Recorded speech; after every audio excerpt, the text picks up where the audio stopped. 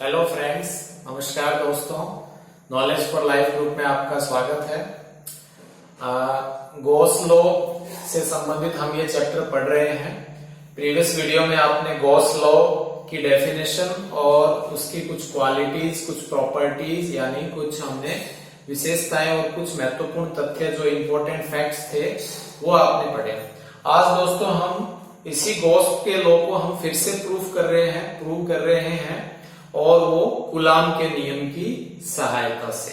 तो सिंपल सा टॉपिक है दोस्तों, इजीली आपको समझ में आ जाएगा। और कोई सुधार की जरूरत हो जो प्रीवियस आप वीडियो देख रहे हो साथ साथ, तो आप कमेंट करके बताएं। कमेंट करके कुछ सुधार की जरूरत हो वो आप बताओ तो अच्छा लगेगा। तो दोस्तों कूलाम के नियम से गॉस के नियम की हम यहाँ उत्पत्ति कर रहे हैं, प्रूफ कर रहे हैं। तो proof of Gauss law using coulombs law. तो यहाँ दोस्तों थ्योरेटिकल जो बातें थी वो मैंने यहाँ पहले लिख ली हैं। जो मैथमेटिकल है और डायग्राम है वो अपन साथ साथ समझते जाएंगे। ठीक है दोस्तों। तो इसके लिए ये जो थ्योरेटिकल बातें हैं या ये कूलाम के लॉ की सहायता से मैं इसको थोड़ा सा समराइज्ड करूं तो मोटा मोटा इसके अंदर ये है दोस्तों। सबसे पहले हम इसमें कूलाम्स के लॉ की हेल्प से इलेक्ट्रिक फील्ड मेजर करेंगे। इलेक्ट्रिक फील्ड की हेल्प से हम इलेक्ट्रिक फ्लक्स ले लेंगे। ठीक है। और एक सॉलिड एंगल होता है दोस्तों, ठोस कोण। एक होता है प्लेन एंगल जो हम जनरली काम में लेते हैं। एक सॉलिड एंगल है जो सप्लीमेंट्री क्वांटिटी है, जो पीछे आप प्रीवियस वीडियो जो 11th क्लास के जो नीट और IIT से रिलेटेड है, नेवी एयरफोर्स से, वो यदि आप देखते हो तो उसमें क्लियर हो जाएगा। तो वो हम ले लेंगे और लास्ट में गॉस लॉ को प्रूव कर लेंगे। तो ये जो थ्योरेटिकल लिख रखा है अकॉर्डिंग टू डायग्राम, ये हम साथ साथ प्रूव करते हैं। इसके लिए दोस्तों हम सबसे पहले एक क्लोज्ड सरफेस ले रहे हैं। यूं इस तरह से मान लीजिए आपने एक क्लोज सरफेस ले लिया है। ठीक है दोस्तों। इस क्लोज सरफेस में चारों ओर से इसका कोई ना कोई वॉल्यूम है। इट मीन ये 3D है। ठीक है।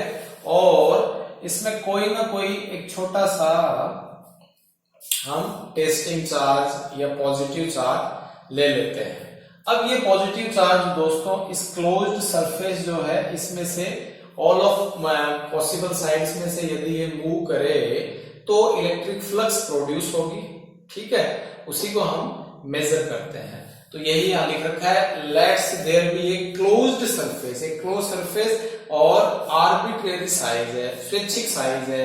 आप क्यूब ले लीजिए, क्यूबॉइड ले लीजिए, सिलेंडर ले लीजिए, कोन ले लीजिए, यानी कि घन, घनाभ, ठीक है, बेलन, कोण, जैसा भी आप चाहें वैसा आप ले सकते हैं। और इन वैक्यूम अंडर कंसीडरेशन। ठीक है। निर्वात वाली अवस्था ले लेते हैं। तो माना कि निर्वात में स्विच आकार का एक ऐसा बंद पृष्ठ है, एक बंद पृष्ठ है जिसका वॉल्यूम निकलता है और वो विचाराधीन है। फिर whose closed surface volume contains a single point charge Q at point O। तो ये जो हमने एक पॉइंट चार्ज लिया है ये इस क्लोज सरफेस के O पॉइंट पर सिचुएटेड है। ठीक है दोस्तों।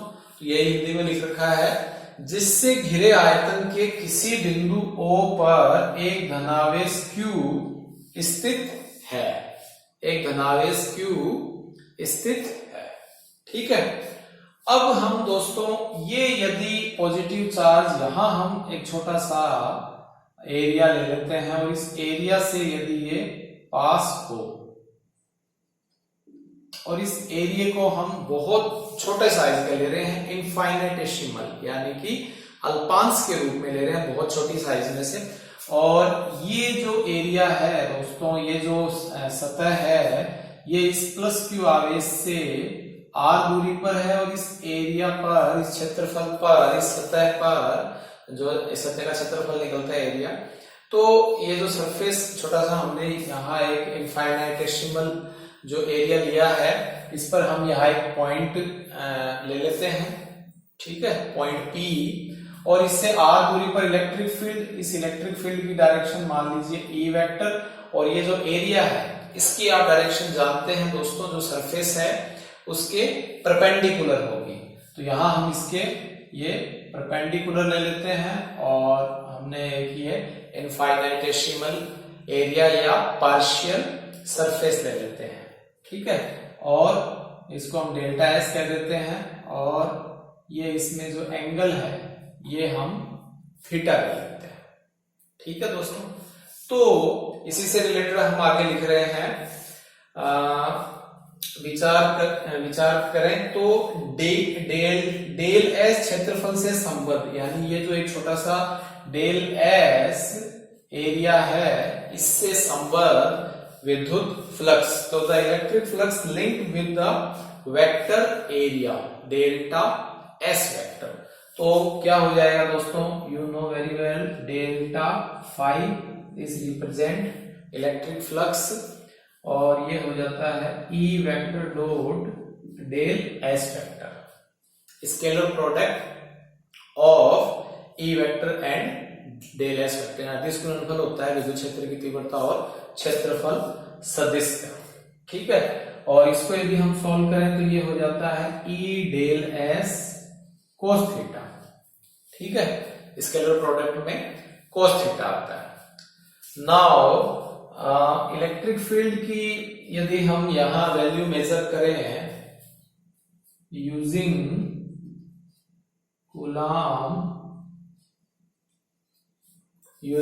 कूलाम का जो नियम है, coulombs law, the electric field on point P distance r from q charge,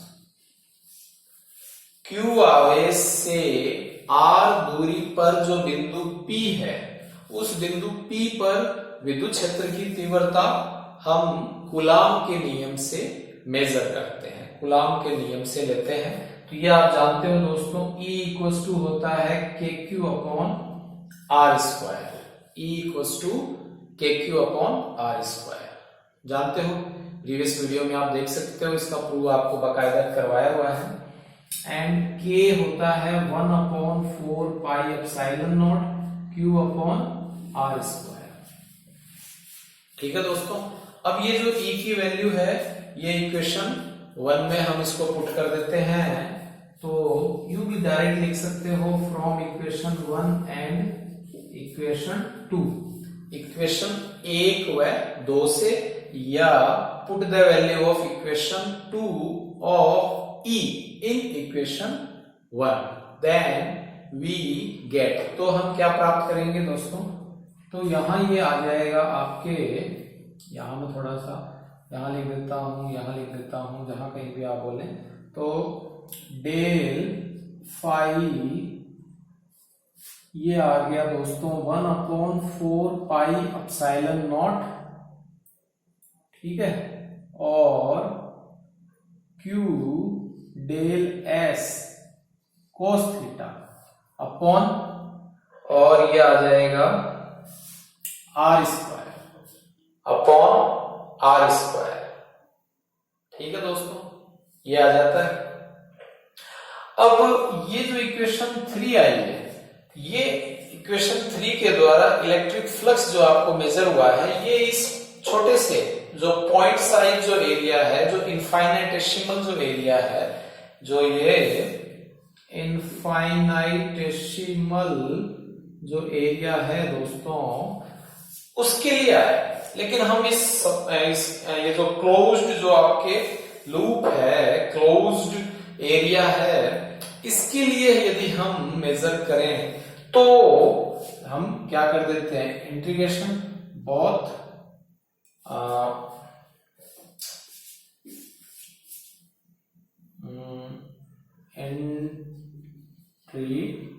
integration समाकलन, ठीक है, both side of equation 3, equation 3 का समाकलन करने पर, क्यों करते हैं, कुल विद्युत फ्लक्स का मान ज्ञात करने के लिए।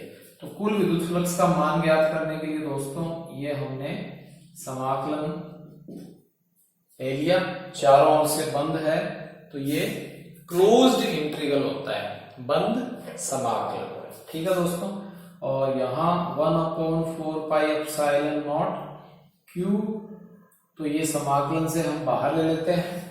ठीक है, ये मैं एक लाइन थोड़ा सा पहले लिख रहा हूं, और del S cos theta upon are square, इसको हम समाकलन, ये इनवेरिएबल क्वांटिटी और ये वेरिएबल क्वांटिटी ऐसा मान लेते हैं, अचर राशि और चर राशि के रूप में हम कहते हैं। तो दोस्तों ये जो वैल्यू आपको दिखाई दे रही है, closed integral del S cos theta upon are square, इसको हम कह देते हैं दोस्तों क्लोज्ड इंटीग्रल डी ओम, और ये होता है दोस्तों, इसकी वैल्यू होती है 4 पाई। ठीक है, तो ये जो दोस्तों डी ओम दिखाई दे रहा है ये होता है सॉलिड एंगल। ये क्या है? सॉलिड एंगल, ठोस कोण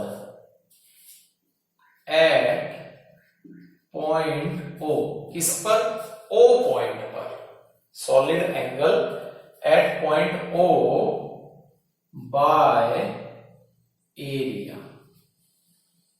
bye area vector del S, क्षेत्रफल सदिश डेल एस द्वारा ओ बिंदु पर बनने वाला ठोस कोण, ये जो दोस्तों दिखाई दे रहा है, ये वाला जो एंगल है ये है डी ओम। इसको दोस्तों मैं समझने के लिए यूं इस तरह से समझाऊं, ये जैसे कहीं जाते हैं घूमने के लिए तो कोई खाने वाने की चीज है ना, कुछ चटपटी चीज है जिसमें आप दाल वाल मूंग दाल डाल के और ये खिलाते हैं, तो लाइक दिस, ये इसका सेंटर हो गया और ये इसके चारों ओर यूं इस तरह से, तो ये एरिया है दोस्तों, यूं इस तरह से एक सर्कुलर पाथ ले लेते हैं और ये कोन के रूप में है, यूं ये कोन के रूप में इस तरह से। ठीक है, तो ये अंदर से होलो है, ये एक सरफेस तो ये वाली है, लेकिन इस सरफेस के द्वारा इस पॉइंट से जो एंगल बन रहा है वो वाला एंगल सॉलिड एंगल है, एक प्लेन एंगल नहीं है दोस्तों, सॉलिड एंगल। ठीक है, तो इस डेल फाई को तो हम लिख देते हैं दोस्तों फाई, और ये हो जाता है Q upon 4 pi epsilon not, और दोस्तों इसकी वैल्यू है 4 पाई, तो 4 पाई से 4 पाई कैंसिल हो गया, तो फाई इक्वल्स टू आ गया Q अपॉन एप्सिलॉन नॉट। तो यही प्रीवियस वीडियो में आपने वहां भी यही लिखा था, यहाँ ये एप्सिलॉन नॉट आप जानते हो, यहाँ हमने ये बात की है वैक्यूम की, तो वैक्यूम ले लीजिए चाहे एयर ले लीजिए, क्योंकि एप्सिलॉन आर इक्वल्स टू 1 होता है एप्सिलॉन एम के लिए। तो इस तरह से दोस्तों ये जो कूलॉम्स का लॉ है वो आपने प्रूव कर लिया, इति सिद्धम hence proved. I hope simple सा टॉपिक था, समझ में आ गया होगा। अपने दोस्तों साथियों को भी आप यदि अच्छा लग रहा है तो ये उन तक शेयर करें, सब्सक्राइब करें। Thanks for watching.